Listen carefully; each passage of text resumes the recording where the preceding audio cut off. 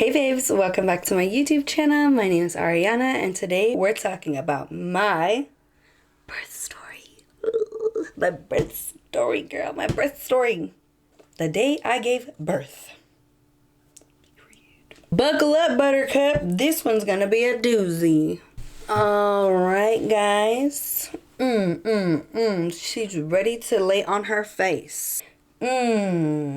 Alrighty, let's set this scene. It is June 9th, 2025, and I'm headed to the doctor's for a routine appointment. I was about 36 weeks at this point. So we get to the doctor's, we check in, we go into my room. Doctor comes in, we are getting ready to check on the baby. She starts to do an ultrasound, check me up, make sure everything looks good and nice and healthy. And the doctor finally gets around to letting me know that she's a little concerned because my baby is on the smaller side and she doesn't see that there's a lot of space in my tummy for the baby, I think it was. I had gestational diabetes, which is pregnancy diabetes.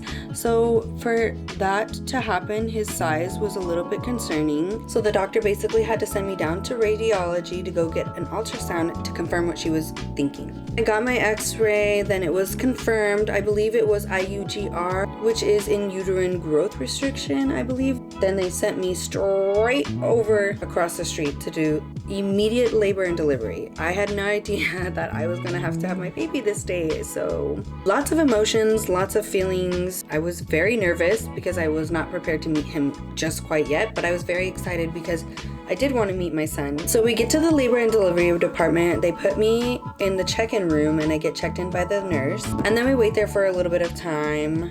It felt like forever, but I'm not really sure how long it really was. I was sitting in one room while they were prepping my birth room. And then we sent my husband out to go get all of our stuff because you never know when your baby's truly gonna come. Could come early, could come later. It's just best to be prepared. So we did pack our bags ahead of time. I was waiting by myself and they were checking in on me, asking me how dilated I was.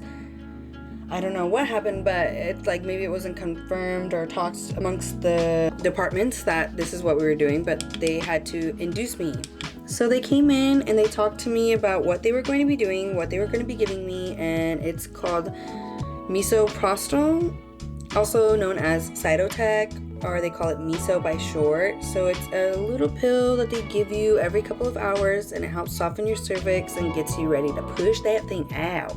If you guys see me glancing down, it's because my notes are right here on my phone. I always write down my notes and I keep them where I can see them so I can read off of them. So they did give me a warning ahead of time that because I was getting induced, it was going to be more possible that it was going to be more painful of a labor and delivery. And so I was okay with that. I mean, I was more so excited that I was going to meet my son, so I wasn't really worried about the pain.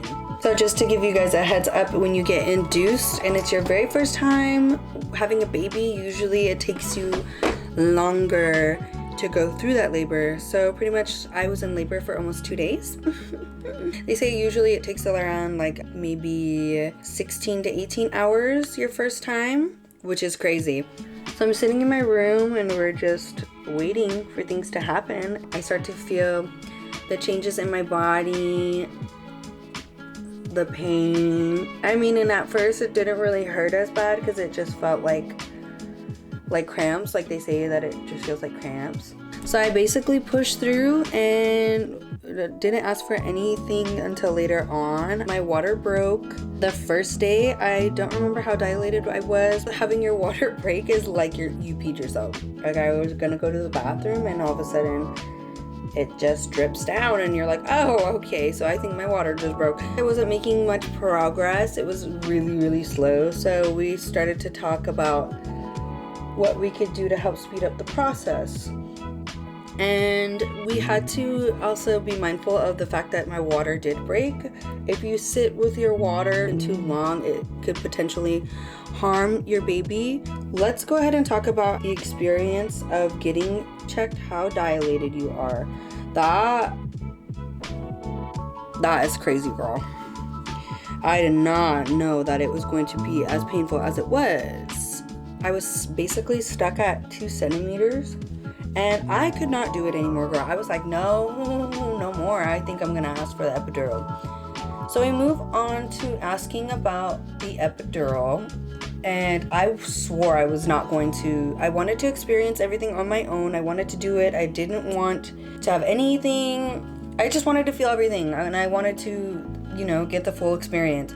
But let me tell you, girl, it was so painful. Like, I couldn't deal with it anymore. So I asked for the epidural. And unfortunately, I had gotten into a car accident and I broke my back, which I will tell you another story about later on.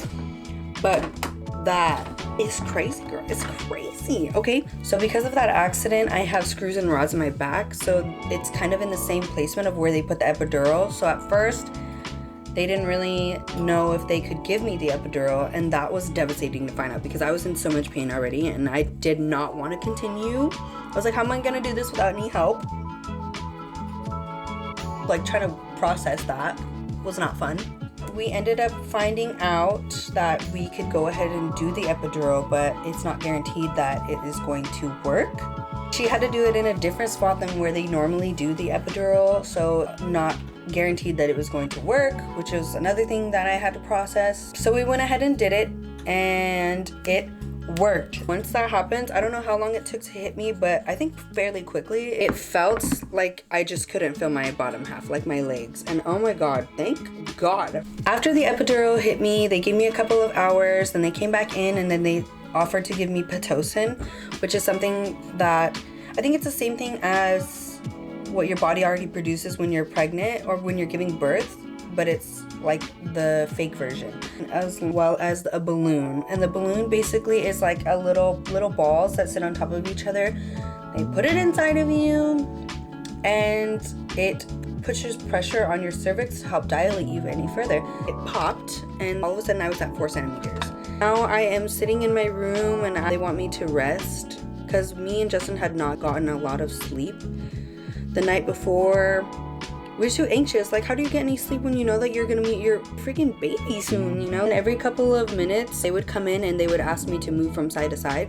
So they help you shift from side to side because I think Noah was very uncomfortable or something. I don't really know what was going on for sure. So now here we are sleeping, all peaceful, all fine, and then boom. Did I scare you? I got you. All of a sudden, there's like 8 nurses and the doctor's coming in. They're telling me all these things about what's going on. They're putting an oxygen mask over me, and I remember just looking over at my husband, and he was not awake. This fool was asleep. Snoozing on a couch. They told me basically they had tried everything, and it had already been like the second day, and baby's heart rate was dropping drastically. So it was starting to become a dangerous situation. So they basically told me I had to be rushed over into emergency C-section. I wanted so badly to have a baby like naturally. It had already not gone the way that I wanted because of me getting the epidural and me getting induced and then all this stuff. Also too, I'm like scared. Like in my mind, I'm thinking the worst possible thing, which sucks, but I couldn't control it. And finally, my husband wakes up. They sent my husband over to move our stuff from the labor and delivery room to the other postpartum room. So I'm getting rushed over to go get my surgery done by myself. I'm like literally like, ugh, like my mind is like everywhere all at once. So they start going to prep me to freaking cut me open, and my husband's not even there. I'm panicking. The anesthesiologist is the one that's holding my hand. They start to cut me open, and I feel a burning sensation. So I'm panicking, and I'm like, oh my god, I don't know. And then all of a sudden, boom, my husband's there, and they switch holding hands. And then before you know it, I hear Noah's cry. It just felt like a relief, like I could breathe hearing him cry for the first time, and it just like so he was born around 6:45 in the morning. I remember them putting him on the little bed and weighing him. He was about 6 pounds even. He was a little baby, a little baby weenie. Sorry. Okay, and then I remember after they did all the weighing, they brought him back over to me, asked if I wanted to hold him. I said no, because I was shaking uncontrollably.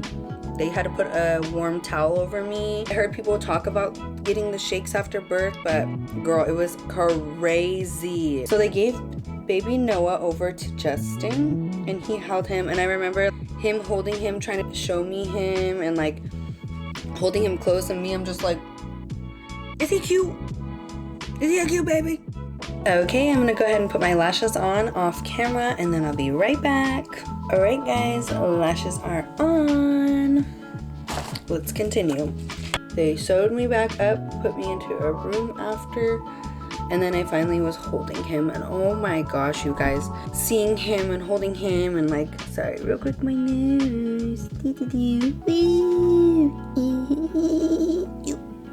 Even after knowing how traumatic it was, immediately I said that I wanted another baby. And I do want another baby, but that baby will come in a couple of years. I want to give Noah as much love and attention as he deserves on his own, because he's such a beautiful little baby boy. And being his mother has easily become one of the greatest things I have ever done in my entire life. He's so special, and he's so cute and so smart, and I just feel so happy. And I want to give this baby everything. Like, I want to do so good. I want to be a good mom, and I want to teach him all these wonderful things and show him all these wonderful parts of life. And I don't know, it just feels like I was meant to be his mommy, and I want to give him all the things that I didn't have when I growing up, like all the support and love and listening and attentiveness. Like, I want to do that for him. I just wanted to also apologize for not posting last week because your girl had the flu. This is just a little side thing. Yeah, girl, I had the flu. I was basically dying. And I'm not gonna lie, I have pink eye in both of my eyes. And I love pink. I love pink. Don't get me wrong. But I don't love that pink. I don't love that pink, girl. Don't ask me how. Probably my dog's freaking butts around my pillows. So, back to our regular scheduled program. Alright guys, that was it for today. That's all I had to say off the top that I can remember. But I hope you enjoyed this video. I will catch you guys in the next one. Don't forget to like, share, subscribe, all that good stuff. I will catch you guys in the next one. I appreciate you guys so much. Love you.